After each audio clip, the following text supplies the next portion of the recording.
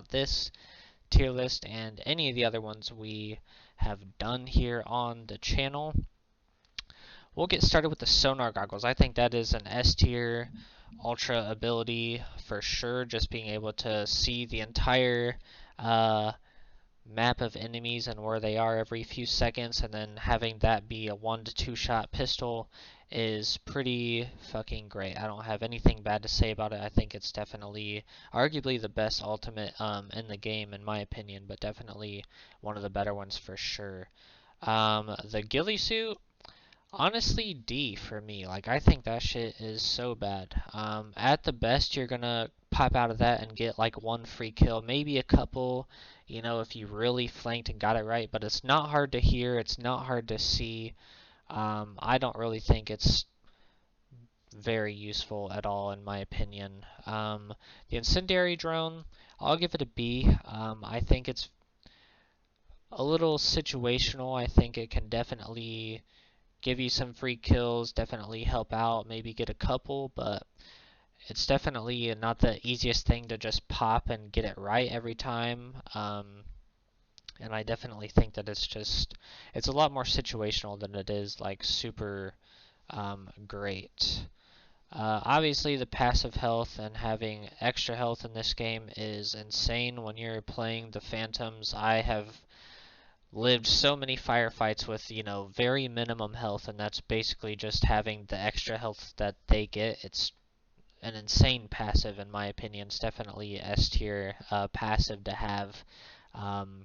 But I will say that their Blitz shield. Hold on, it's the other shield. Sorry, where's the other shield?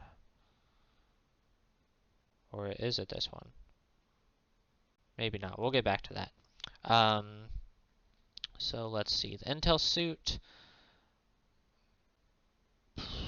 I think the Intel suit honestly is S tier for me too. This game is so helpful being able to see and hear where everybody's at, and it's so fast paced that especially if you're, you know, a very aggressive player, being able to see where everybody's at, being able to find everybody and get free kills essentially is super helpful.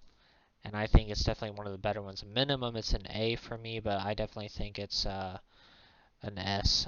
Firebomb, I'll give Firebomb to B as well. I think it just takes a little bit too long to activate, and you definitely have to be right on top of somebody for it to kill them, and it's definitely a small area. It's just not as consistent as everything else. Now, I will say that the incendiary rounds is S tier. That shit will just melt you, and they can peek you, shoot you a couple times, and just leave, and you'll just die from the fire bullets. Like, I've done it so many times, I've gotten so many kills with that. It's definitely an OPS passive trait in the game for sure. I will say the Phantom alt, I'll give it an A. I think it's very, very good, but again, it's very, very situational, but it is very good in those situations. It's a lot better situational than these two. That can definitely like really hold down an area. You're protected. You get an insta kill so long as you hit them with the shot. It's I think it's very, very good. I don't think it's S tier only because it's insanely easy to see and for the most part avoid. It is annoying sometimes to have that happen, but you know, if you have an EMP grenade, if you slide in there and hit him with a shotgun or something, then it's, you know, kind of a waste at all. But overall, I think it deserves an A tier for sure. The mag barrier, I'll give an A as well. I think it's a pretty solid amount of health that it, or damage I should say, that it takes to destroy it, and I think it's definitely nice to be able to have cover that you can just put down, you know, kind of like Fortnite, even though I fucking hate Fortnite, but you know, it's something that you can throw down, you have a decent amount of health behind it, get some kills, or at least throw some bullets out so everybody, you know, kind of scatters and stays away from you for a minute, and I think that that's super helpful in that aspect. The healing for yourself and nearby allies, I'll give it an A. I don't think it's an S tier. I think, again, it takes a little bit too long to actually activate. I think it takes a little bit too long to actually boost all that health back up. But it is nice, and it definitely gets you back into the fight a lot faster and can definitely save you from dying, whether it's from fire bullets or, you pop that, you kind of get another second or two before they come around the corner and you're at higher health than they were, or a lot more, and you get the jump on them then. I think overall it can be pretty useful. Okay, so this doesn't have the blitz shield. So yes, this shield, I think it's D tier. It doesn't do anything. You're very easy to get shot from any side except the front, and melee in this game, everybody's moving too quick that you're just not really going to be able to do anything, and you're not really going to be able to push anything with the blitz shield, in my opinion. Now, the new one that is out already, that's not on this list, the other shield is much better, but it's still not, it's not even A or higher, so no reason to worry about that. The passive trait I'm not having showing up on the minimap is basically just having a free silencer the whole time. So I think that that's pretty insane. You definitely never have to put silencers on when you're using that, and because of how fast XDefiant is played, and any indication that somebody is by you, having one less thing where they can figure out that you are there is pretty massive. The healing canister, I think this one is worse. I'm going to give this one a B. I think this one is a lot more situational, but it is much more team-friendly as well. I think what I would say in comparison to the two healings are this one's much more self-sustaining, and this one's much more team-sustaining. If you're playing team deathmatch or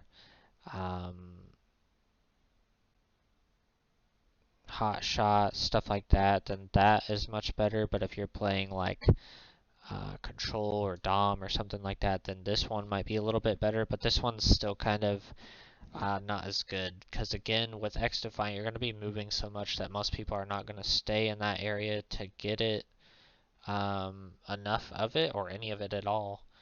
And even if they do, that can be destroyed. That's something that's just an activated instant ability for you. So it's here and there.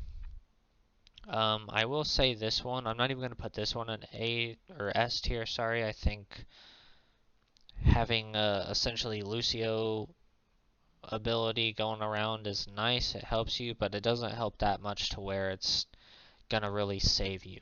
I think it's nice to be able to heal you and allies essentially faster up, because just get the natural regen faster, but it's still not super great in my opinion. Hack abilities, I think it's way too situational. I think it can be very good, but again, you're not really going to be able to hack too many abilities that are even here. And I just think it's, yeah, it's not really worth it. The ultimate for this, again, it's just,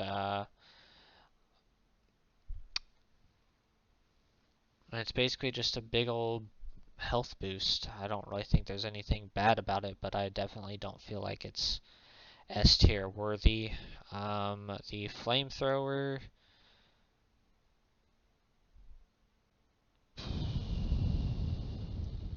I'll give the flamethrower an A, but it's like low A, like A minus, just because you have to be so close to use it, which, obviously you should. I definitely think that the cleaner's strongest point is just the fact that they have incendiary bullets, but the rest of their kit is not the most consistently useful, to me anyway. The Fabricator, I'll give to B. I mean, I think it can be useful, but it's nothing like, it's nothing super crazy. The Spider Bot, it's annoying, but it's only really going to get you like one free kill, so you get an ability for a free kill, which is nice, but the cooldown on it is on the longer side, and still it can be destroyed. It's not guaranteed that you'll even be there when the spider's gripping their face and shit, and it's just not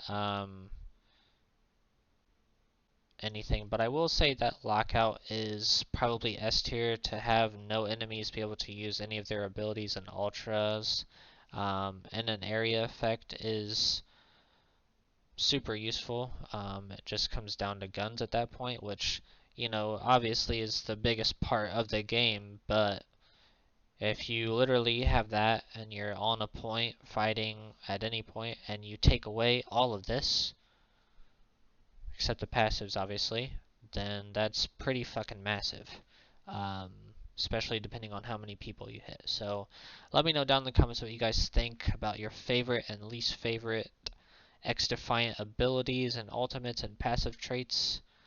And do not forget, like, subscribe, and we will see you guys in the next one.